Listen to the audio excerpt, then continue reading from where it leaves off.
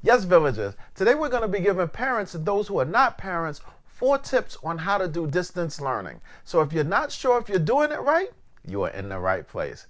If you're new to this channel, welcome to our village. If you're a returning villager, welcome as well. So let's get into it. Welcome to Garden of the Mind, where we reduce stress, improve our health and fitness, and improve our financial IQ every episode.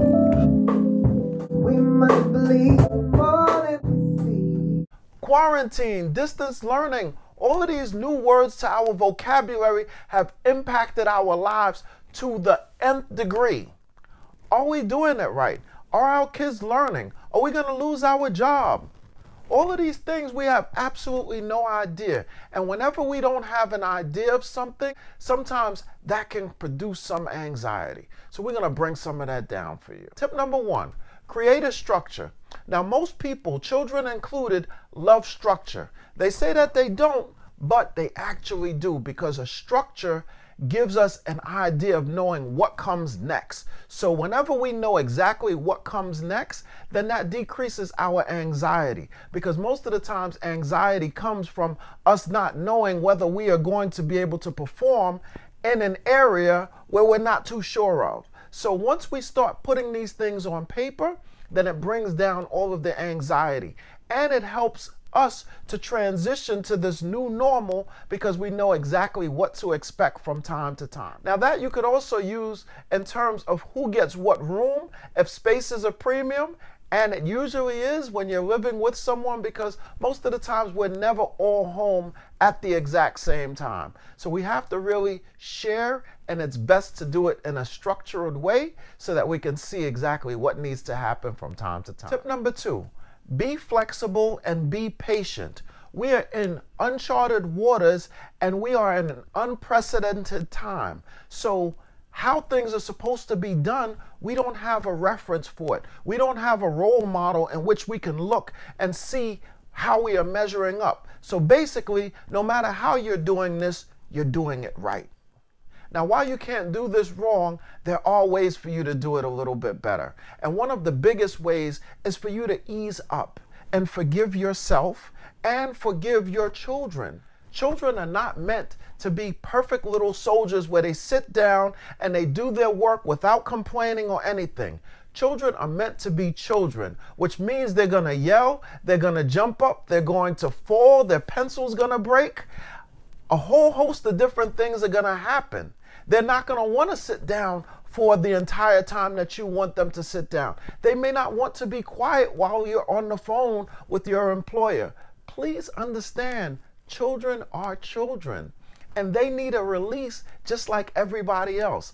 And the way that we see that children are affected is by children's behavior. Children don't have the same way of expressing the frustration and the anxiety that we may feel. They have to act it out. So please be patient with them, but also be patient with yourself. Don't hold yourself to these high expectations that everything has to be perfect, because in this situation, there is no perfect. There is how to do it, and there are better ways to do it. If you are going through this quarantine with other people and you're juggling a job and children, you are already doing a good job. Your children are already doing a good job. Don't focus so much on the performance and how it has to be exactly the way it was before this coronavirus. It cannot be the same way. Nothing can ever be what it once was. I learned that from Chaka Zulu, the movie. But it's a great quote. So you know that whatever it is that you're comparing two things to, they can't be the same. So you can't expect one to be exactly the same as the other. So as long as every day you are sticking to this and you are trying to get better every day, you got an A in my book. And so do your children. So give them an A as well. Tip number 3, be creative and have fun. Your children don't know exactly how to behave in this situation. They are taking all of their cues from you. They're watching you to see exactly how they should process this entire situation. So if you make it fun, then it's going to be fun for them. But if you are stressed out and you feel so much pressure, then they're going to feel that as well. So have fun with this. Have dance-offs, do karaoke, play chess. This situation is only limited by your imagination. There are other people who are dealing with this very same issue. See how they're handling it. See what they're doing. Make sure that you're having fun. That's all that matters at this point in time, is that you have fun and you spend some quality time with your children. Learn to play chess. Learn to do other things that are cooperative and fun. Remember, your children are getting their complete marching orders from how you're giving them. So if you're giving it to them in an angry fashion, then it's not going to be a very good time for them. But if you're happy and you're bubbly and you're doing different things that are fun, then they're going to remember this to be a very fun time. Tip number 4, remember your spiritual base. Remember, this time is temporary. So it has a beginning and it has an ending. So you are not going to be stuck teaching them the entire time that they're children. Most likely, we are going to get back to everything by September. But this is also a time for you to tap into your spiritual essence. So whatever book that you read, please read. So whether it's the Bible, the Quran, the Torah, whatever it is, get back in contact with your spiritual essence.